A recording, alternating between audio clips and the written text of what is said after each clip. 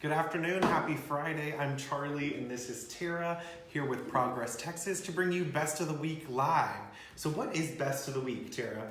Best of the Week is one of the products I would say that we produce at Progress Texas. We compile some of the best news stories of the week, things that we think that our supporters should be watching, as well as ways that you can act around the state and take action. So usually and conventionally this has been an email that we send out and you can sign up. We've included the link on this video to sign up for that email.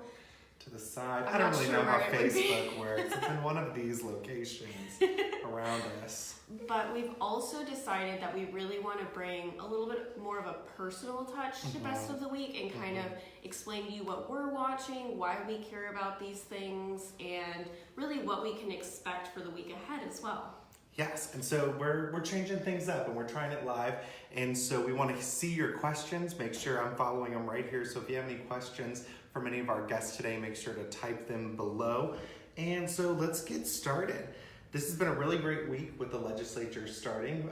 We already have wins for progressives, which it's nice to see any wins, but so soon and surprising. You love to see that. So where are we seeing today? We had some big news out of the Capitol today. We did have some big news. So today, correct me if I'm wrong, one of the committees voted to remove the Confederate plaque that's at the Capitol. Yeah, this has been a controversy that's been going on for years since the kind of sons and daughters of the Confederacy put up this plaque at the Capitol that was just wholly inaccurate. And there's been some great work being done to try to get that removed. One of our partners, the Texas Freedom Network, has been doing incredible advocacy around this to just make sure that we're telling the truth about our history in places that are so important, like the Capitol, that really have a lot of monuments and memorials, and we need to make sure that they're really telling the true story of Texas. And so unanimously, it was voted to be removed today, which was really surprising, and we're thankful for all the people that have, tweeted and made calls about this today. So that's a great win for us today. What else are we seeing? We were down at the Capitol on Tuesday and we're seeing lots of new faces. Yes, Tuesday was the first day of the Texas Legislature for 2019, and so we're really excited to see so many new faces that people like you voted into office, and all of a sudden they're coming into work, working for Texans everywhere, and we're really excited to see what they're able to do.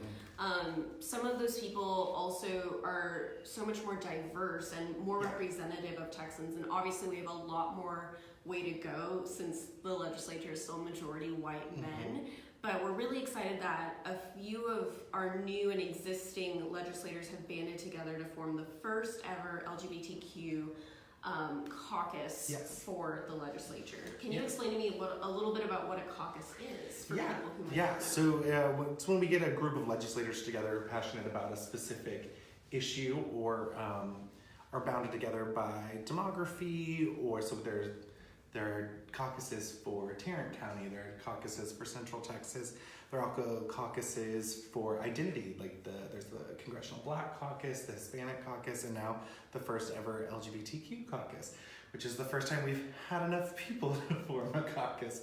So we have 5 members that identify as LGBTQ, and they've banded together, and I'm really excited to see what kind of legislation that's going to move forward. And it's just incredible what that representation means from all over the state, these really powerful women.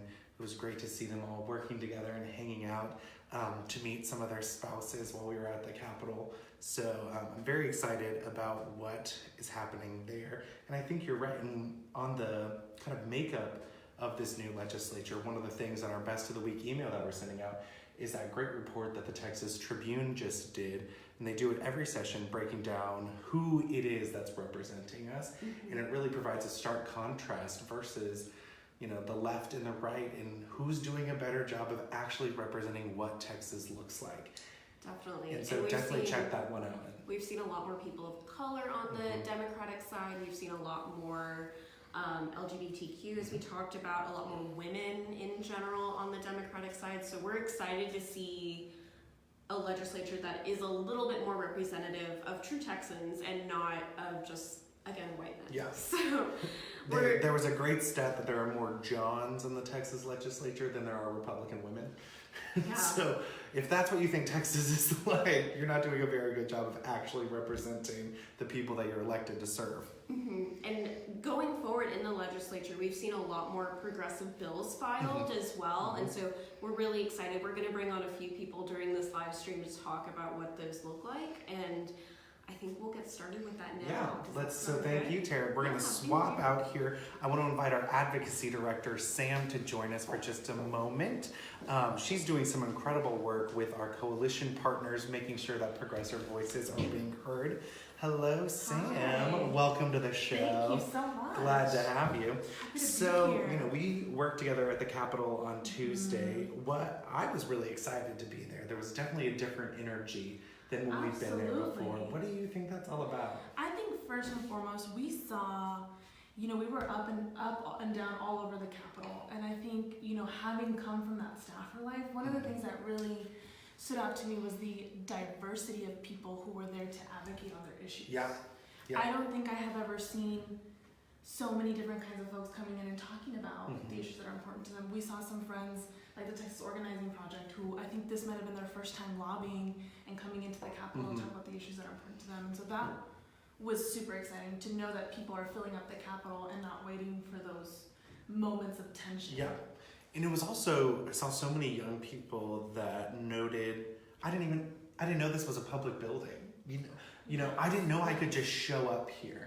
And it really was this full open house of a day where everyone has their doors open to their offices and celebrating and welcoming people in.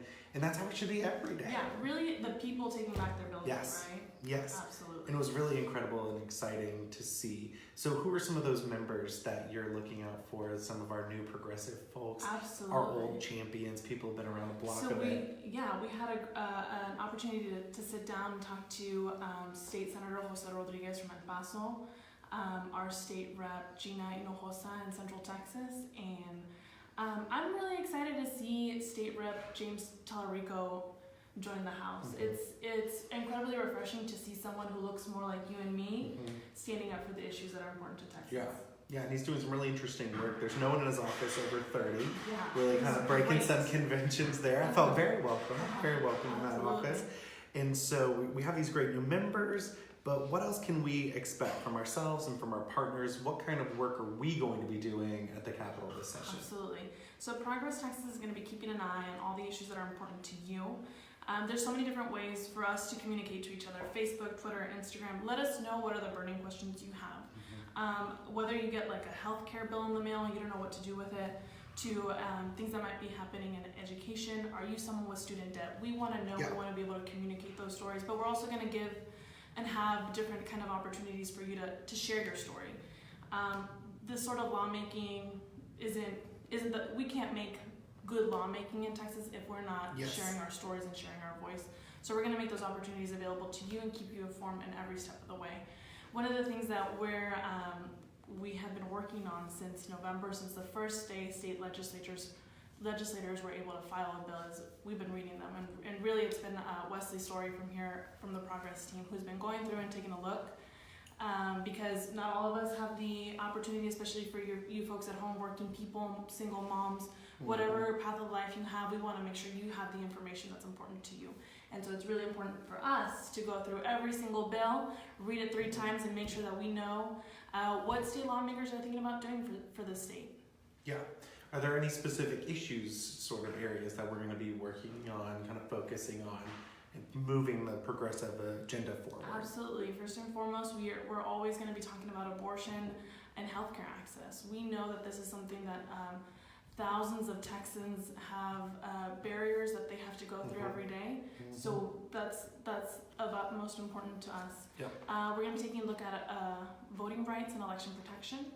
This was a huge issues that came up in our 2018 elections, and we want to keep an eye and make sure, making sure that you all are able to exercise that power to vote, because we saw just a few months ago what that power is and what it can do for the way that we law make. We'll be keeping an eye around guns, education, and really you let us know what you want to see too. Yeah. I'll do a shameless self-plug on something that we worked on together. One of the blogs that's in our Best of the Week this week is tips for you to get involved at the Capitol this session. Some simple advocacy tips of how best to have your voice heard. Because as Sam said, none of this matters if we're not getting involved. We can't have good laws if we don't have the real life stories behind them. Because those folks haven't lived your life. They just don't know how these bills are going to affect you. So it's so important to make sure that your voice is going to be heard. So make sure you're checking out that blog. What kind of is your best tip for advocacy this session? Yeah, for anybody that wants to get involved. I think let's not be afraid to share those stories. We're seeing more and more across the country what it means to speak truth to power, and really how progressives are moving and shaking the status quo from the local level up to the Congress. And so don't be afraid to share those stories. Know that it's powerful to be a progressive, and it's powerful to be a progressive in Texas, and you're not alone. Yeah. And I think mine, kind of building on that, is to take that story and do just a little bit of research so you can get specific with what you're advocating for.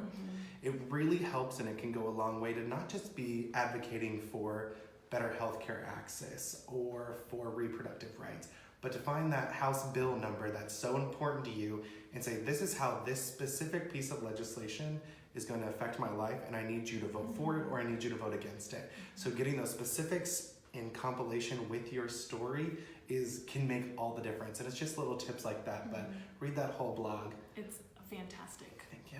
Thank you. That staffer life is real. It is. It really, truly is. And do you have anything else you want to add before we throw it over to Wesley? I just want to let's get Wesley in here to talk about some of the great stuff that's coming up at the legislature. All right, perfect. Well, thank you for Thank joining you so us, much. Sam. It's Thank wonderful to be you. here. And now, like we said, we're going to bring in Wesley Story, our legislative fellow this session. Wesley has had the unfortunate task, not unfortunate, I would never do it, and most legislators wouldn't, of reading all the bills.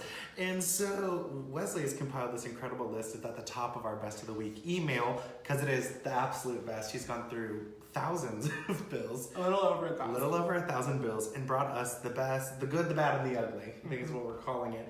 And so let's break it down that way. What are we seeing? Do you want to start good or bad? With the good news or the bad I want news? to start with the process. So Okay, kind of perfect. like what I went through to be able to do this. Because I think a lot of people don't realize that the Texas legislature, all of this is public. And so they post this online on their website. And so it's accessible to anybody who wants to go online and see what bills have been filed, see what the lawmakers are doing and what their issues are that they're hitting on. And so I went online, and like I said, or as Sam mentioned earlier, in November is when the lawmakers start filing their bills. And when on the first day of filing, there were over 400 bills submitted, I think is what it was. Your job just kept getting longer. Exactly. And so they have a really long time period. They have from November all the way to March to file those bills. And so I started in November, going down the list of bills, starting from the very beginning, and slowly they started filing more and more. And so eventually I got to a point where I caught up with all of them, and that's why this blog was published. But we'll actually continue to update the blog, and so people can look on there probably about once a week or so and see what new bills have been filed as well. And all of that you pulled from the Texas Legislature online, that TLO website. If you just Google the Texas Legislature, it's the first thing that comes up. Yeah.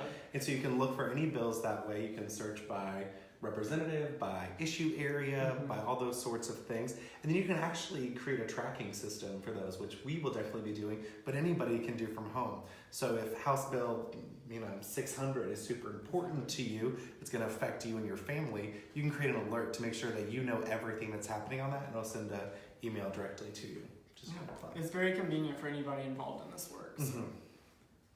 Yeah, so what do we want to jump into the good? Yeah, we can. Okay, perfect. What were the best bills that we're really excited about seeing this session? So it was really hard to choose because there are a lot of really good progressive bills that have been filed for this session, but there are a few that I want to highlight. Starting off with abortion access and really just reproductive health care in general. There was one bill, House Bill 241, filed by Representative Jessica Farrar, which would extend postpartum Medicaid coverage from 60 days after a woman gives birth or miscarries to 1 year. It's and that's super important. really important because, as we know, Texas has had a history of bad maternal mortality rates. Yeah, one of the highest in the country. Exactly. And so this bill is really trying to target that and reduce that rate, which is amazing. Really, that's a really smart piece of legislation too, because that gap in coverage after you give birth is so critical. And so shout out to Representative Farrar on that, because that's really addressing the issue in a really smart way. Yeah. And then a lot of legislators, I'm not going to talk about any specific bills. I have them listed on the blog if you want to go look at them specifically, but multiple lawmakers have made proposals to raise the minimum wage in Texas. And so we've seen bills from anywhere from raising it to $10 to $15, which is amazing.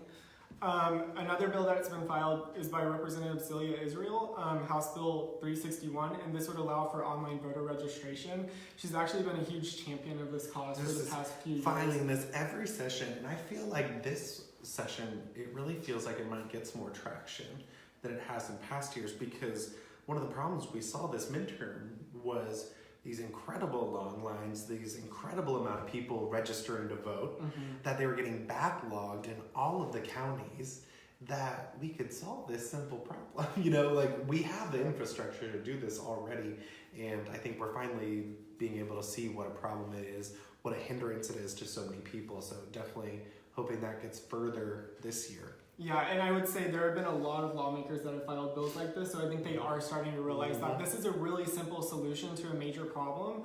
Texas is one of only 12 states that doesn't allow online voter registration, just to kind of put that in perspective. Yeah. So there's no reason why we shouldn't, we just don't at the moment. Yeah. Another bill is House Bill 565, and this is by Representative Coleman, and this would expand eligibility for Medicaid in Texas, and so that's awesome because we know that healthcare is one of the biggest issues Texans face. Yeah.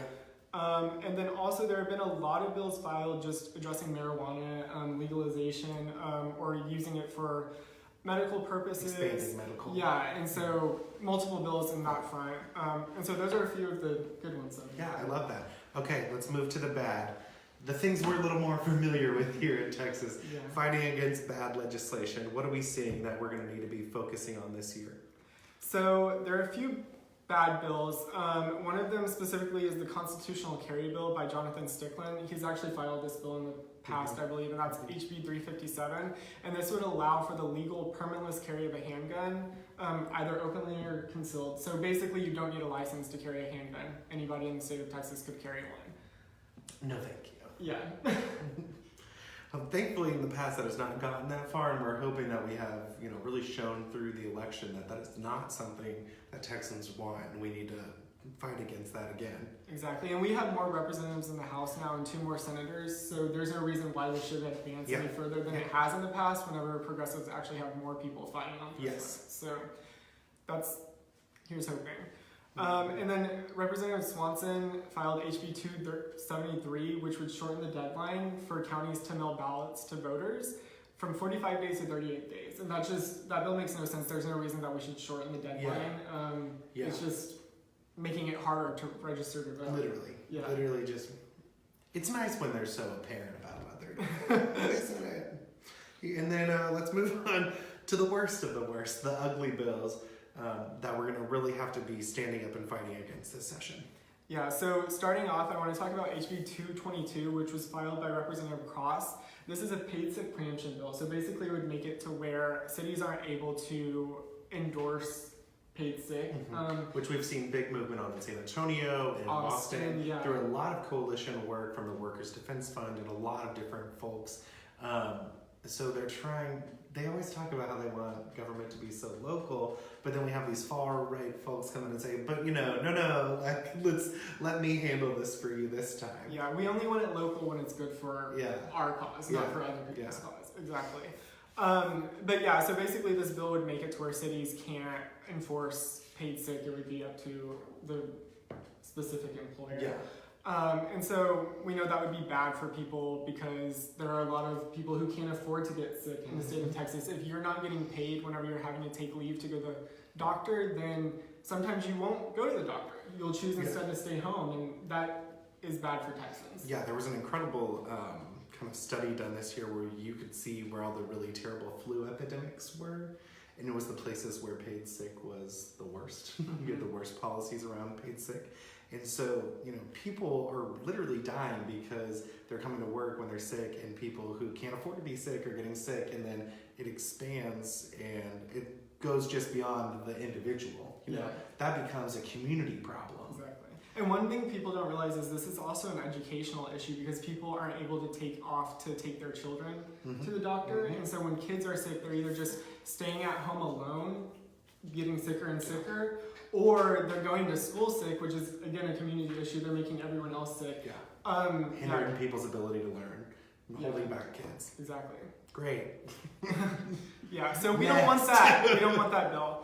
Another bill is HB 47, which was filed by Swanson, and this would make it illegal for a doctor to perform an abortion in Texas, except for if a woman's life is in danger or to prevent serious injury.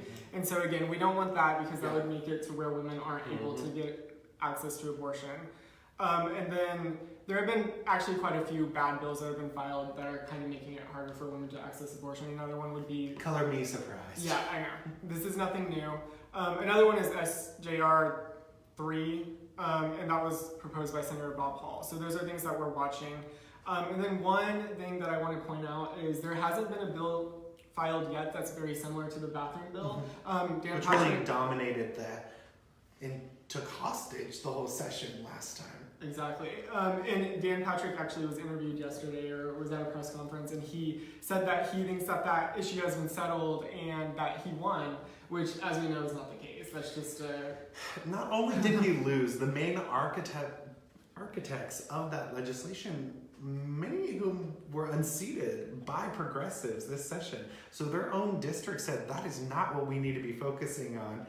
So really interesting definition of winning. Yeah, but you know what? If he thinks that he won, then maybe we won't see attacks again this year. But we are ready for if there is anti-trans legislation. We're ready for that and prepared. We know that that was your victory, and the people that showed up and testified on that stood up against that form of legislation, and we'll fight it again when we need to. You know, hopefully not anytime soon. Well, thank you so much, Wesley, and we look forward to kind of updates on that blog as even more legislation is filed through March, is when the kind of deadline of that is. So let's bring in our friend Tara back from the top, who's going to give us a little bit of an update about some more work that we've been doing and we're highlighting this week. So Tara, Hi. welcome back. Thank you. Now, can you tell me a little bit about what we're calling the People's Lawsuit and some of the work that we saw around that this week? Yes, so this is something that's really pushed forward by our coalition partners, and we're really excited to stand with them and be a supporter of the People's Lawsuit. So the People's Lawsuit is a lawsuit that some of our partners filed against the state of Texas in about mid-2018, and it's based off of, in 2016, the Supreme Court win for Whole Women's Health v. Hellerstedt, which incredible victory. Yes, which was a long-standing web of abortion restrictions that can no longer be justified. And so on that basis, our partners have filed this lawsuit against the state of Texas that challenges a plethora of laws that are on the books that really restrict women's access. And so on Monday, we saw the state of Texas come forward and try to get this case dismissed. Yes. They were like, we don't want to do this. Something that is really cool was that we hosted with our partners something that we called the People Watch. And this was really just like a group effort, and so many people worked on this event, and we really turned out, we packed that courtroom. Yeah, it was incredible. Standing room only. And just, I want to name a few of the plaintiffs in the People's Lawsuit, or the plaintiffs in the People's Lawsuit. It's a big coalition, and so it includes T-Fund, which is the Texas Equal Access Fund, the Lilith Fund for Reproductive Equity, West Fund, the AFIA Center, Fund Texas Choice, Whole Women's Health Alliance, and Dr. Bhavik Kumar. So it's a wide variety. From all the sort of different angles of the issue. So these are not only providers of abortion services, these are also funders and advocates for abortion services for Texans. And so we're really excited to see this coalition come together to stand for access here in Texas. And it's really awesome. But at this hearing on Monday, we provided some coverage for it, and you'll be seeing some more of that in a little bit from us. But the judge basically heard both sides and is now waiting to decide on what should happen next, and whether or not the case should be dismissed or part of it dismissed, or maybe the case is split up into multiple cases. We're not really sure what's going to happen, but leaving that courtroom, we felt really positive about what happened, and we're excited to see what's next. Yeah, it was really inspiring to see all those folks working together from all sorts of different areas and coming together on this common cause and doing it around a court case, which sometimes we see a lot of organizing around the legislature in some different areas. So it's interesting to see that kind of translating into the courthouse. Yes, and as we move forward, I think there will obviously be more court dates for this case, and so we'll make sure to publicize those and make sure that if you're in Austin or if you're in these other areas, I know like West Fund is based out in El Paso. This is really the state of Texas coming together to challenge these restrictions. So if you'd like to follow along, you can follow hashtag People's Lawsuit, also hashtag FightBackTX is the other one, and we're really excited to share more about this case and see what happens next for access in Texas. I think that's awesome. So we'll be including those in future Best of the Weeks also as this continues to unfold and our stories come out on this. Yes. Let's move into sort of our coming up in our events to highlight section, a really critical part of the Best of the Week email. We don't want you to just read news about what's happening with progressives. We want you to get involved with them. And so we try to put out as many events as we can and highlight what's going on across the state, all sorts of different progressive groups. So what are we seeing? What's happening this week? Totally, and I do want to add a disclaimer. If we ever miss an event, please let us know. We'd love to add it, or you can comment below and let us know, and we'll add it there too. There is a Texas MJ policy advocacy workshop. I believe that's tomorrow at the Capitol here in Austin, and so if you're interested in marijuana reform and marijuana justice policy, this is the way to do that. Especially as Leslie noted, where there's so much legislation happening around that, a lot of movement happening, so definitely get there. So what else? Yeah, I'm also seeing a lot of events in San Antonio, and so if you're in the San Antonio area, you have a lot of things coming up. There's a lot of different block walks, there's a lot of different discussions, different groups that you can get involved with, so make sure to look out for those. Yeah, it's a Dream Week coming up here in San Antonio, where a lot of the different groups that work on democracy reform and all sorts of different issues have events almost every day, I think. So lots of great ways to get involved in San Antonio. We might have to head on down there. You know? Definitely, yeah. I did see one, which I don't see a lot of events in Waco, Texas. The Waco Equality Project is happening this weekend in Waco, and so if you're really interested in equality for like LGBTQ rights and things of that nature, please be sure to check this event out. It's kind of hosted by a coalition of LGBTQIA partners, so it should be really cool for anyone in the Waco area. Love that. And then I'm also seeing down in the Corpus Christi area, there's a Smart Justice Workshop hosted by the ACLU of Texas. That's coming up next week. So if you are in Corpus, please check that out. Love that. And then next week, we're keeping an eye forward next weekend, coming up on the Women's March anniversary. And we're going to be seeing a lot of movement all across the state. So what are we seeing there? Where do people look for that? This is the 3rd annual Women's March date. So we're really excited to kind of come together and support women, support women's rights, support equity, support just justice and better laws for women everywhere.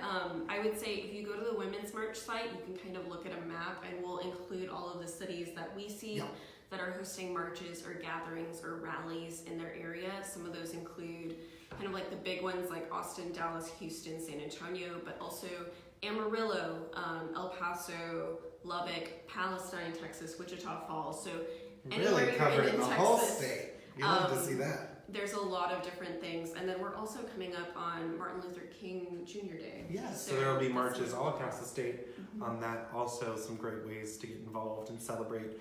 That also always coincides with the National Day of Service. So we'll definitely have some more events around that, but you should also look for just different ways to serve in your community on that. I always love celebrating that, just in a couple hours of service. So that's great, and I think that's all we have today. We want to make sure that you sign up if you have not already for our Best of the Week email. We have that linked above, below, both sides. Where I don't really know. It's somewhere on there. So make sure you're doing that so you can get all of our articles that we'll be putting out this week, and stay tuned for all of those events. And then tune in next Friday. We'll be doing this all again. Let us know what you think in the comments below. Yeah. Thanks for Thank being you here. guys. Thank you.